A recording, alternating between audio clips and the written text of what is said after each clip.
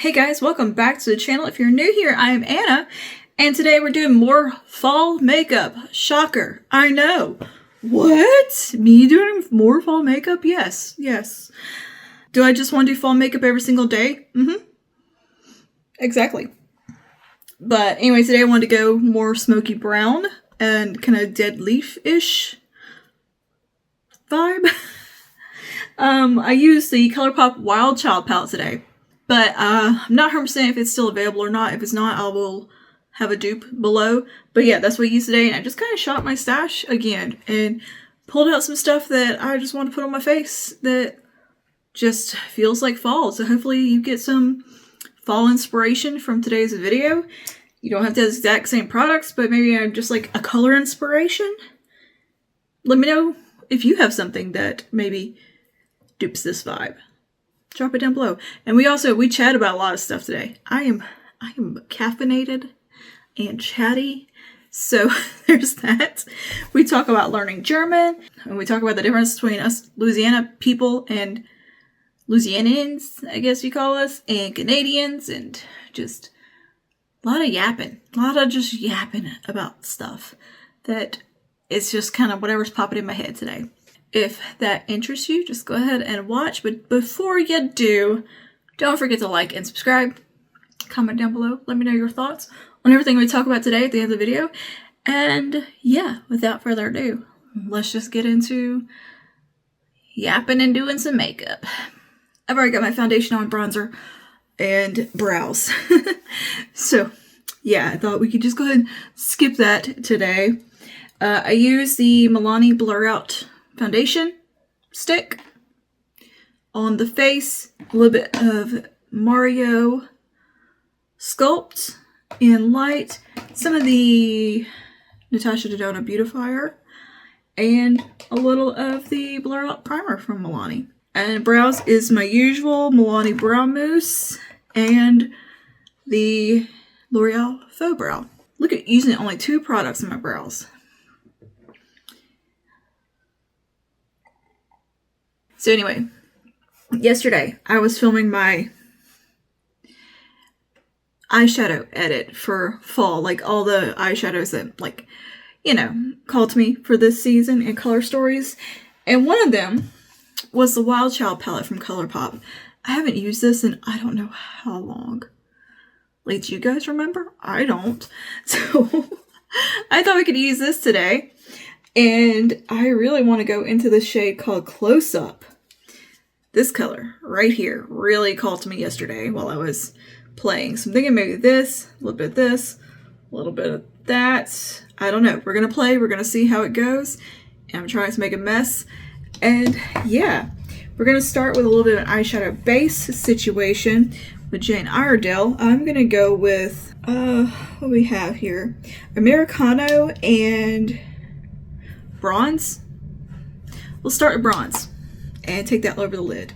We can use this as our primer essentially. And bring that up to the socket. And grab me a little brush and just buff out those edges.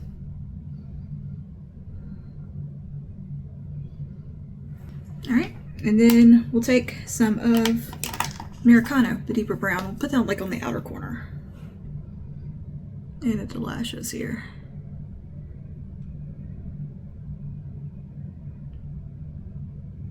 And just give this a little blenderoo. Soften that up. I mean, you could honestly just have a look right here and be good to go. And you can use, of course, any shadow pencil could do the job. You don't have to use the Jane Iredale ones. It's just they're what I have, and I like them.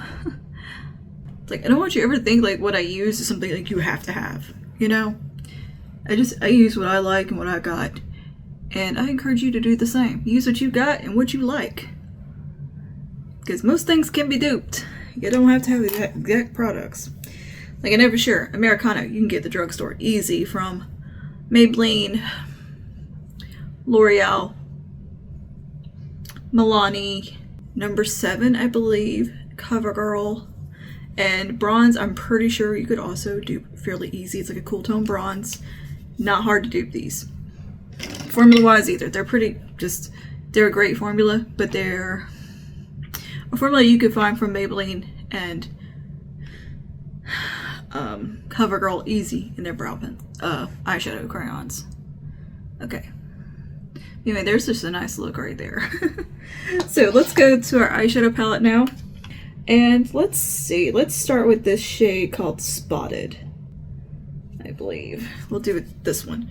Right up here. We'll bring that through the socket a little bit. So I'm a little behind on like my YouTube videos and stuff. I'm a busy gal. And I was watching Lisa Eldridge. So I was watching her most recent video and it kind of auto-played. That summer palette that's like safari themed and 70s themed. And the lip shade she came out with. Oh my goodness. Ooh, I want them. Let's take Spotted. I don't even know if you could still get the Wild Child palette, but I bet I can find something that could dupe it. It's not anything unique, it's just a warm brown palette. Anyways, we're gonna take Spotted right here.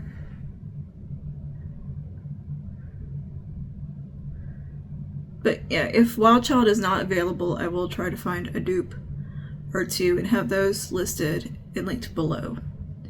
Sometimes ColourPop's hard to keep up with what they still have. That's such a pretty shade. Yeah, every time I use a ColourPop palette, I'm like, oh yeah, I forgot how good their shadows are. And so affordable. I know you can get a lot of them at Target now too, which is cool. And Ulta. I think the ones at Target are like unique to Target, some of it, but not all of it. But it's like they have some Target exclusives.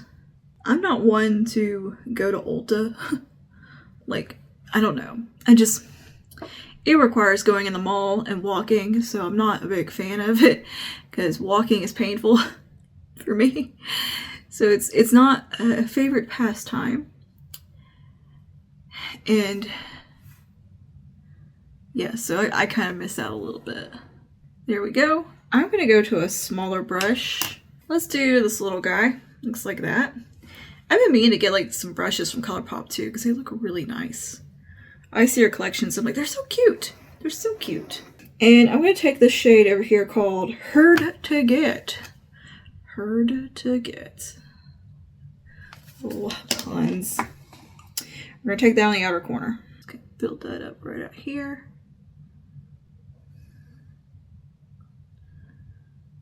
Nice depth. Nice. Now, let's take Close Up right here. Isn't this a pretty shade? It's got like some reddish in it.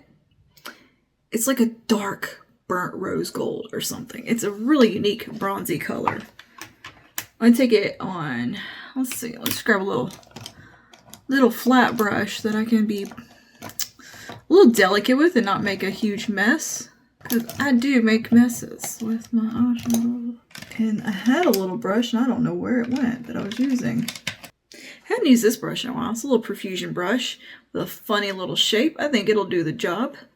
This one is brushes you can use like to paint a shadow on, which I really like to do.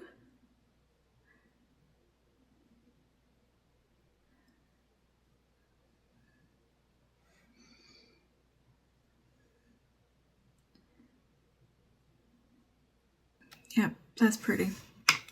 Just chocolatey goodness. I'm taking this brush with nothing on. I cleaned it off and I'm just buffing the edges here. That color's really pretty. It's like an ember shade. Like a dark ember. Is it kind of a putty texture? A little bit. It's very silky. I'll bring that up just a little bit higher above my little crease there. Still below my actual socket.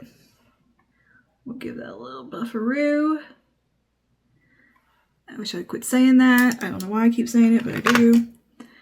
Got a little messy. I'm gonna tidy that up. I haven't done my concealer yet, so that will, of course, neaten things up a bit when I get to that step. We got this shade called Fierce up here. That's a lighter bronzy, rosy, goldy type of color. Let's use that. I think I'm going to put some of that on the inner corner. This feels like a super shock. A little bit. Just going to put a little bit right in there. Nice. Nice, nice, nice. Really want that main shade to be the start of the show, though.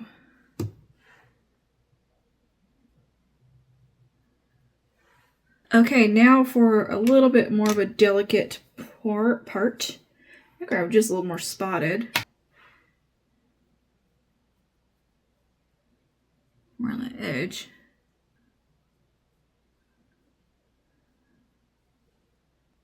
I think I'll take just a touch of the shade called Icon, maybe on the outermost part of the lid. Let's do just a tiny bit of that. I'm just gonna pat and kind of wiggle.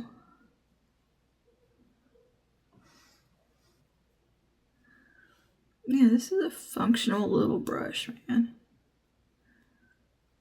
But anyway, what was I saying about Lisa Eldridge? She's got this one shade, I believe it was called Ray? Oh my goodness. It was like this cool tone, chocolatey, milky, she described it, color. It reminded me of like those raisin lipsticks I really like that have that coolness in them, but they're still like a brown. It made me think a little bit of like the sage, like one of those rosewood shades. I want it so bad. It's so dang pretty.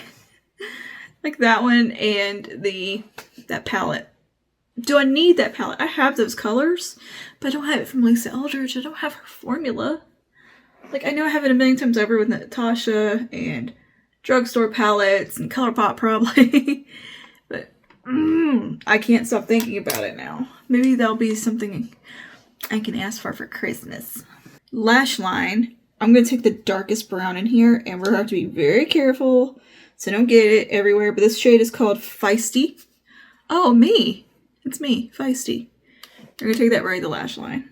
Or a nice way to put feisty. I'm just passionate.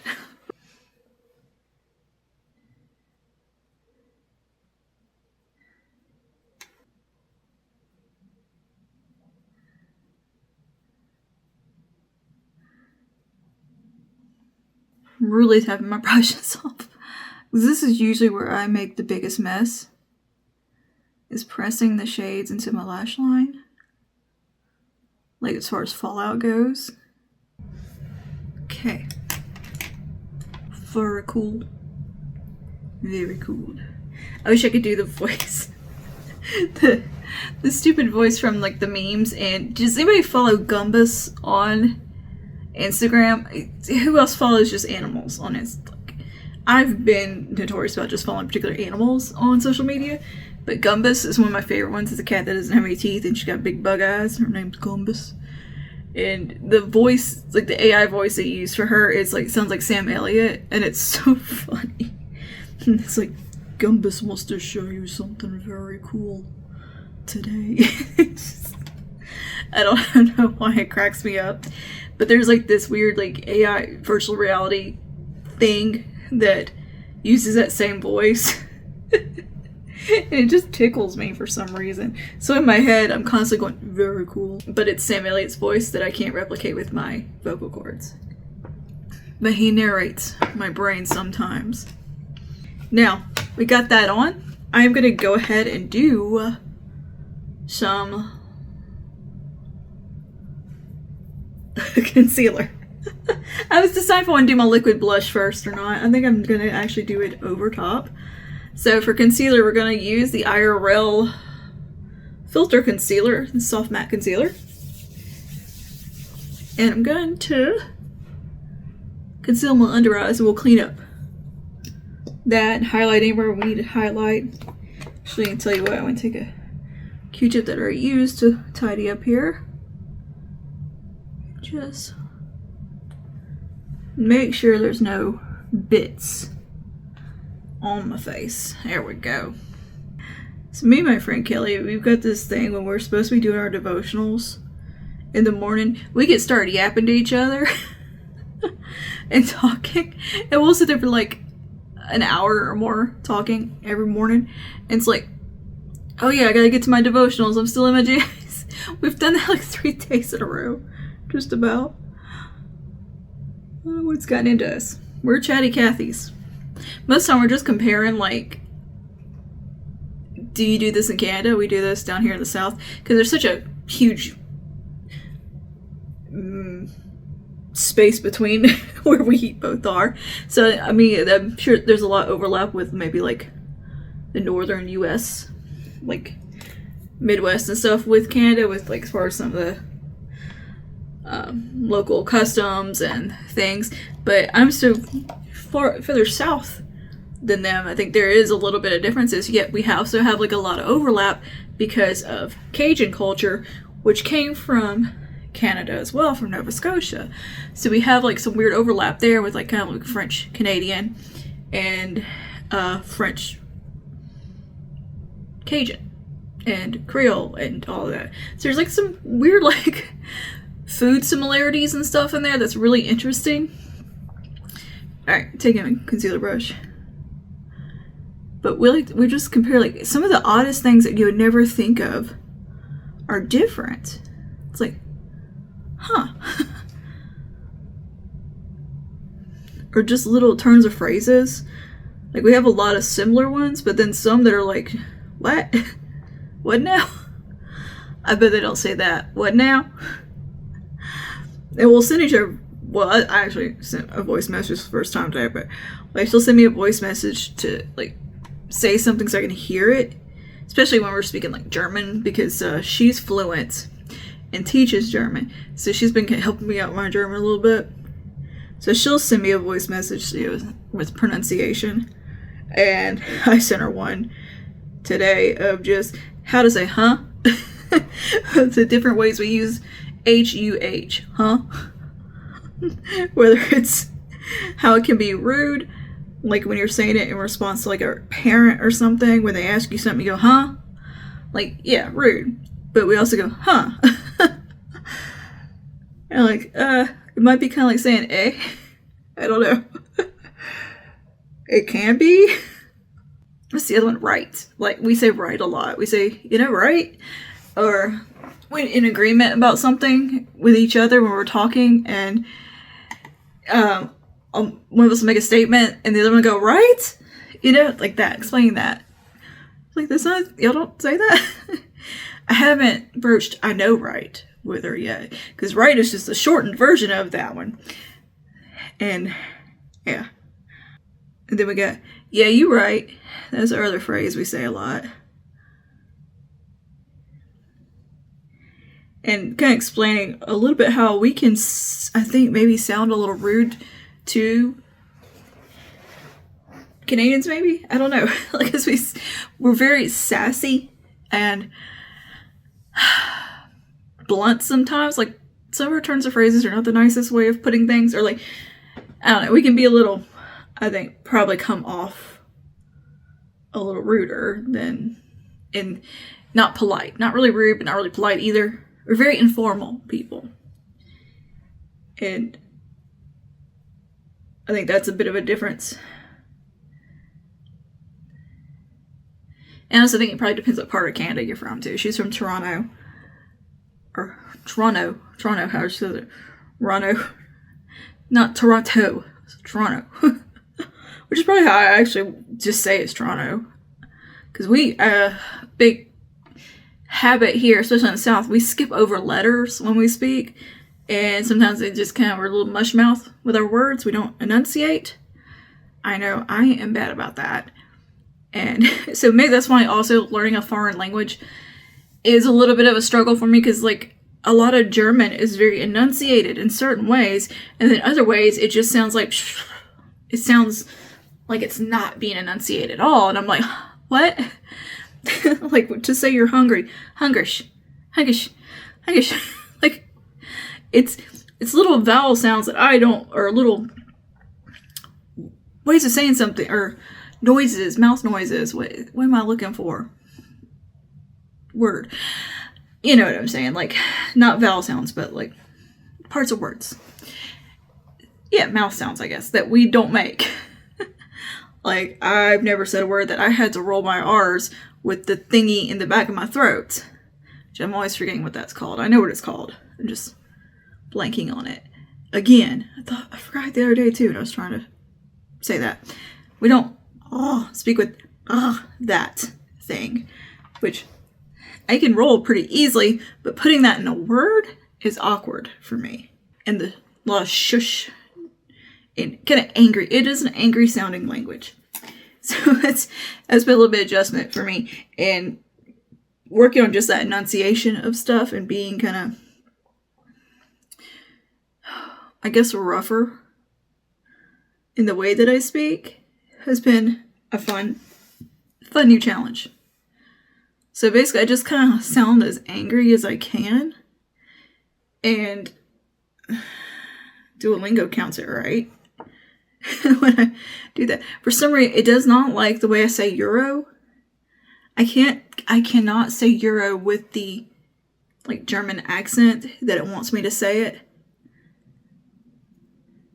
Because there's a lot of English words, well, German words, English words, whatever. It's the same word. So there's some overlap, but the pronunciation's different. And that gets me. I'm like, but why can't I say it like how I say it? Why do I have to say it differently? It's the same word. Yeah, I know. It's just my own hard-headedness. So, euro. That's the one. It always throws me off saying euro. So, it's like euro. I can't do it. I cannot do it. I had it the other day for like 5 seconds and then it was gone again. I'm like, I can't do it. So I just say euro. And you know what? It's as good as getting out of me, Germany. I'm sorry. I need a little more practice. The more I practice, the better I get.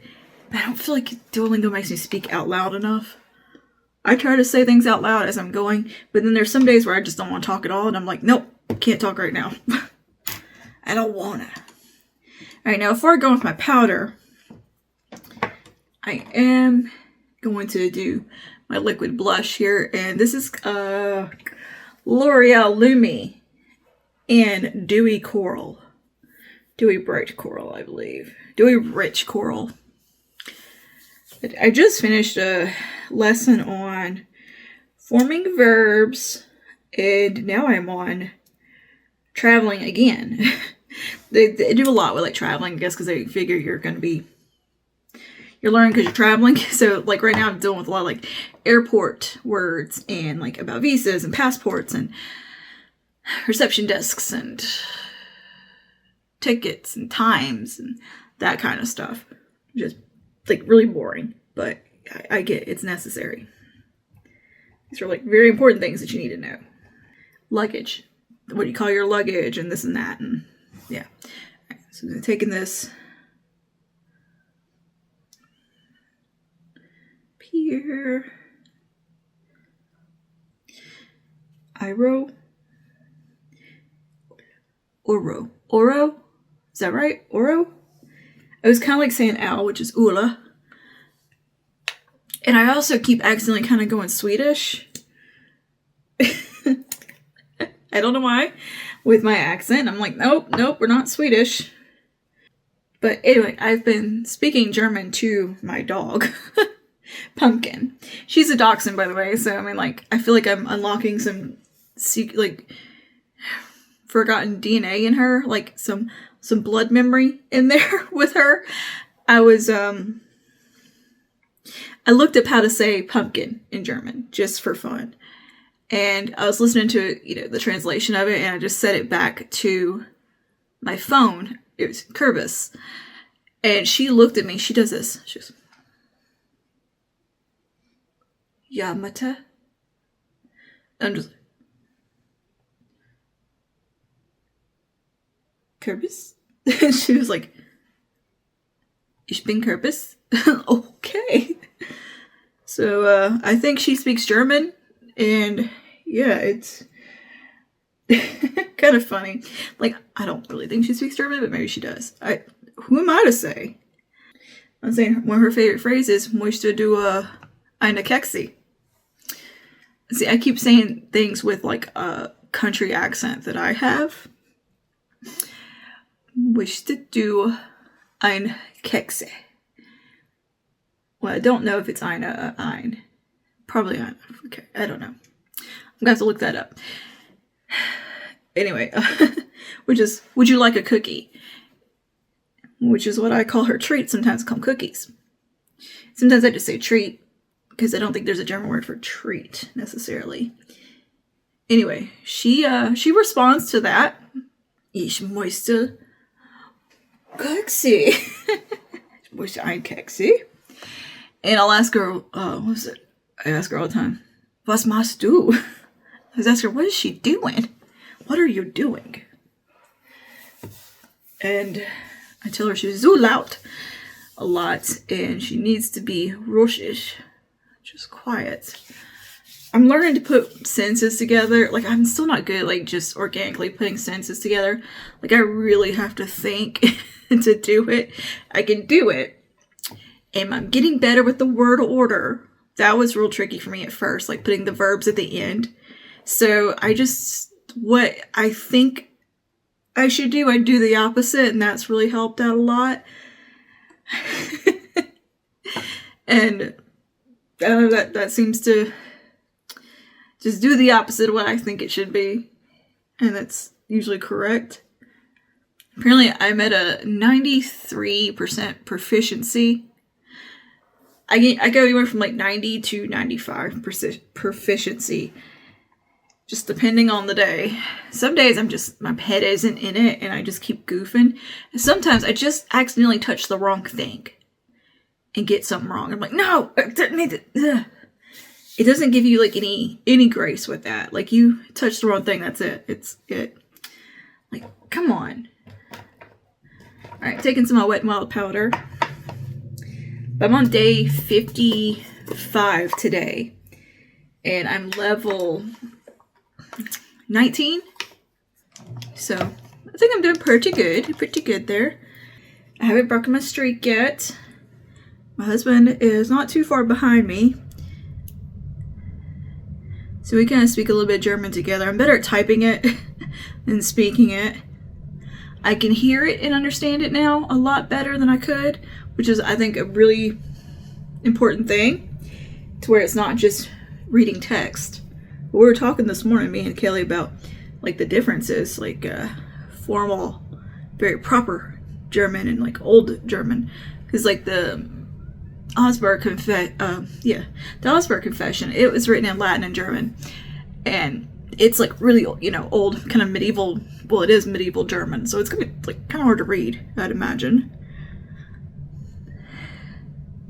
But I think there'll be like some words I recognize in there. But she sent me a page out of her devotional she's doing that is by Charles Spurgeon, but it's in German. And there were so many words I recognize, but like the basic words, like, would, we, were, they, those words that like comprise a sentence. But when it comes to like specific nouns, I'm like, oh, that's a new word for me. I would not go to the physical book, because I'd be sitting there constantly having to Google what they mean. At least I can just hit translate on my phone.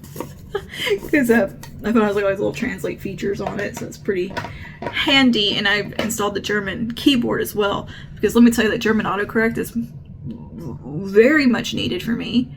I am not good at spelling English words. So having that for German, very helpful for correcting, because I know the word, but I can't think of every single letter that's in the word to spell it. And sometimes you spell things wrong. It counts it wrong, which occasionally like it lets you go with a typo. And then sometimes it's like, no. I'm like, what? I don't understand why it's cool with some typos and some typos it's not. And then sometimes the hints are wrong. But like the level I'm on now, it was at the little story mode where you listen to like a story, and it was glitching with one of the responses, and it was clearly like glitching. It was just going blah, blah, blah. Like, it was like compounding like 4 words. Like it was, something was wrong with the audio. So I got, like, I just closed it out. I was like, well, I'll come back to that later. Because it was all kind of goofed. Alright, rest of the face, I'm going to set down with a little bit of Milani Conceal and Perfect. I just use Wet Mop Pink Powder on the under eyes. I am a yapper today, y'all. And I didn't have the double caffeine this morning. This is just regular coffee. But did make it kind of strong. Because I made it on my drip pot on the stove. I don't know, I'm hyped up today. But yeah, I could sit there and just talk about learning German for like a while. It's really fun to me. And I feel like it's helping my cognitive abilities a lot. Like I feel more on it. And here's one weird thing I've noticed recently with myself that I think is kind of a indicator of being in a better headspace. My handwriting is so much neater. I don't know, just because I'm just writing more. Probably that. But I feel like it's an indicator of my mental health a little bit. Is that my writing has gotten very tidy and neat. And I've had notoriously bad handwriting my whole life. Because I have just figured fingers. Like my hands are not... I'm missing like half the joints in my hands. So writing has not always been the easiest thing in the world for me, like doing things with my hands. I can draw, but writing was always notoriously hard. And for some reason, like I feel like I found pens I like for one thing, and I found I write best with college ruled, and write small and stop trying to write big also helps. But my cursive has been just on point lately. And I know they don't teach cursive in school anymore. Is that a thing? I hate that. I love cursive. I love cursive. I was so excited to learn cursive when I was a kid. And very messy cursive. You couldn't read it. But I think now I can actually read my own handwriting. So that's something. Alright. Now, let's do lower lash line. I'm going to take my pencil again. Let's go with the bronze one. I'm going to run that along the lower lash line. I don't know, what do you think about that with the handwriting? Like, I think a neater handwriting means maybe things are working a little better up there. Look, here's how bad my handwriting was, though, growing up. I once got a 19 on a test because of my handwriting. It was a spelling test, and the teacher's aide who was grading it, she counted off for my handwriting. Not my spelling, which really my spelling was not 100% at the time. Because I'm dyslexic, so I wasn't great at spelling. I would flip-flop letters. Still do that. Just memorized the way they should go, I think. Oh yeah, and no, side note with dyslexia. I have dyscalculia with the numbers, like really bad, where I flip-flop numbers. It translates to German. With the number words in German. It's like, why? Why? It's multilingual? Come on. So, and yeah, like some of the word orders, like letter orders, opposite of what it is in English words. So that also plays upon that dyslexia a little. Anyway, what was I saying? So apparently my handwriting was that bad that she felt the need to give me a 19 on a spelling test. Now luckily my teacher went back and regraded it. I was so mad because I was one of those kids who actually cared deeply about their grades. As a 5th grader, I had worked very hard to get where I was as a kid with dyslexia and was in special ed for a time. Like, I held back a year. Like, I worked very hard to get in the beta club and have an AB thing. And this woman was messing up my GPA. It was getting put on probation for beta club. And we had a big field trip that year. I was not having it. maybe have some anxiety issues as a child. Oh my goodness, did I? Because dyslexia and ADHD that was not diagnosed then, I don't believe. Might have been a touch on the spectrum as well. Might be. Who knows? Anyway, I had some serious, anxiety issues as a kid, though, and I would get that. What I've discovered now is actually just called ADHD burnout. And a little bit of obsessive hyperfixations and stuff. It's like, oh, you mean kids aren't supposed to feel that way and have all that anxiety? News to me. Saying though, getting a 19 on a spelling test really did not set well in my little brain. I usually was not a kid who showed their anger at school and stuff. I was very mild-mannered, very sweet kid. I was always described as sweet and kind of the teacher's pet kid. Thoughtful. I was very thoughtful. Kind. That was, I remember I shredded up and threw it down. And I was over there. I think I was actually cussing. I was so mad. And I remember the teacher being like, hey. And I'm like, mad. Did I tell my mom about any of this? Absolutely not. I was not going to get in trouble because I thought I would get in trouble. Probably told her about it, as growing up. But yeah, I thought I was going to get in trouble with her for having the 19. So did not tell my mom about that. But yeah, so anyway. I never pursued learning a second language because English was hard enough for me. I worked real hard to hide that and always be on the honor roll and stuff and all those things. Put a lot of pressure on myself, I think, there up until about 10th grade. I was very worried about those things. And then about 10th grade, my mom got sick and our real world things started happening. Like the housing market, the big stock market, housing market crash happened. And all of that. So I just got where I just, grades didn't feel so important. And I actually left school for,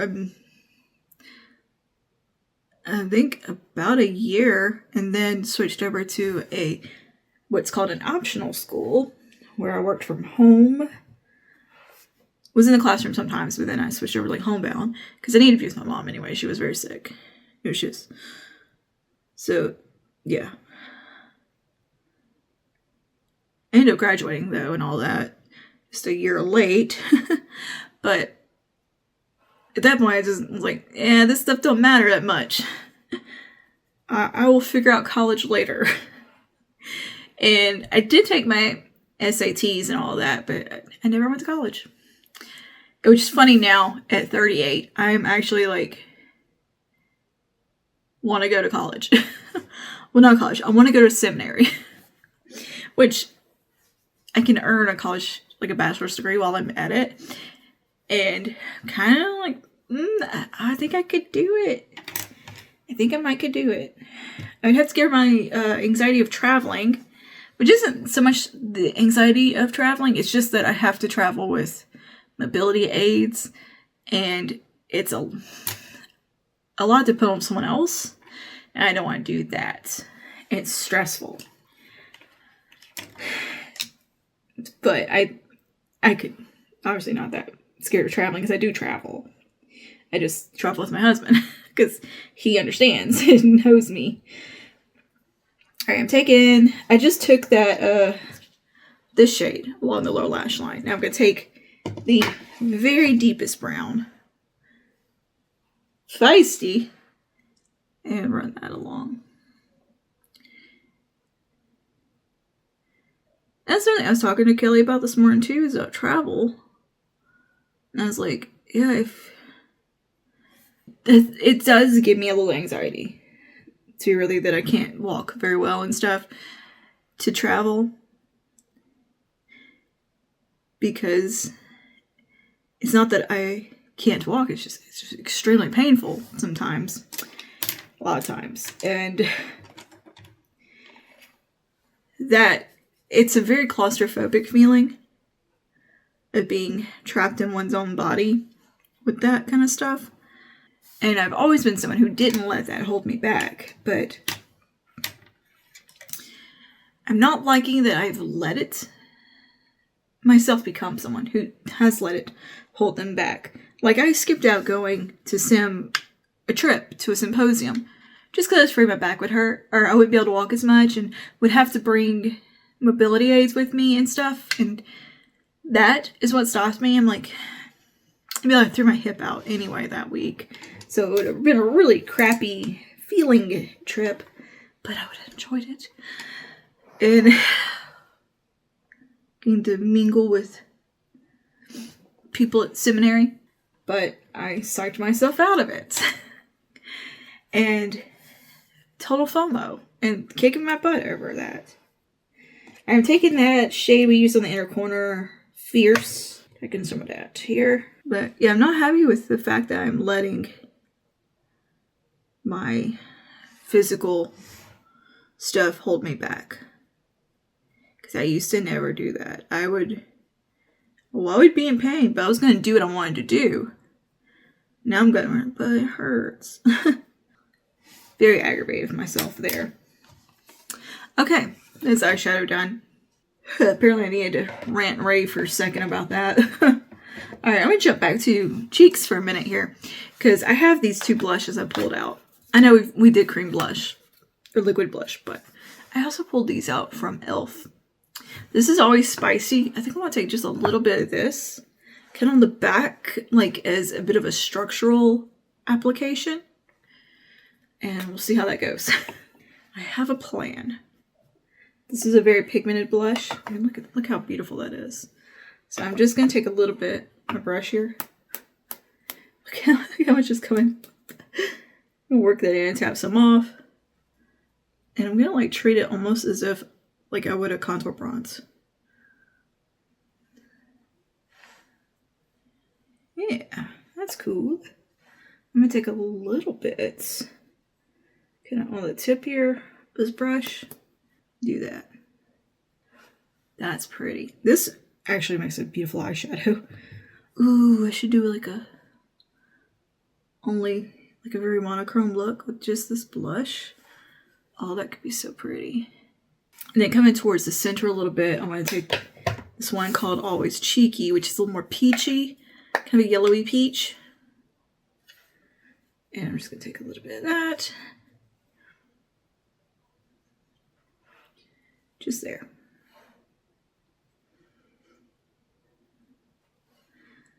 Doing a nice, fairly high placement. All right. And touch glow on the cheeks. I'm taking this one from Perfusion, this Apple Swirl.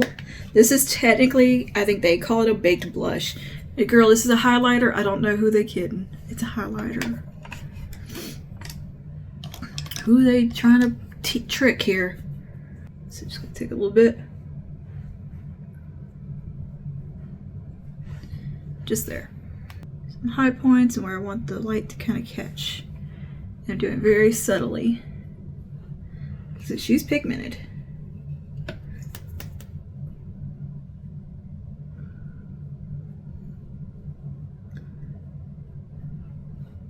Brows are good. I think they are. I'm running just a little bit of gel through them.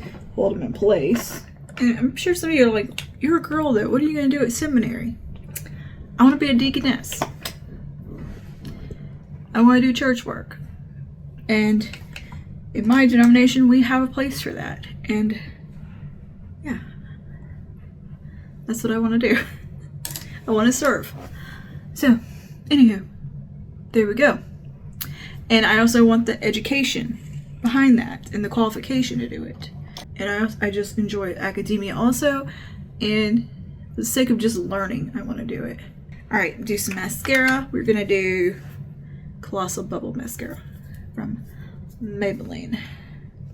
Oh, I should probably curl my lashes too. Let's get this hair sorted. Which, that was all I needed to do. Sorted. Lips. Actually, I kind of want to keep it a little low-key, easy on the lips, but still a little something you know, fall. So I'm going to take Milani's lip liner, Keep It Full Plumping Lip Liner in Hot Tamale. I love hot tamales. Love tamales. I kind of want, that's what I want for dinner. Yeah, I could go for some Mexican food tonight. No, get my lip balm off though.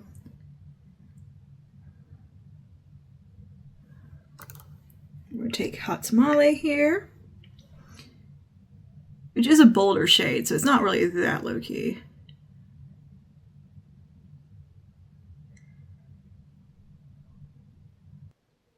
Alright, and I'm going to top it with this little lifter gloss here.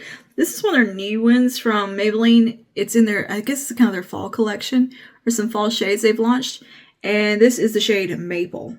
It's so pretty. I think they're called like Honeyed. They had one called Honey, but I'm like, it's just a clear gloss with a little bit of a yellow tint to it. I don't need it. Trying to not get the whole collection was very hard because it's really pretty. All the shades are really pretty, but I settled on this one. I mean, look at that. And lifter glosses are so good.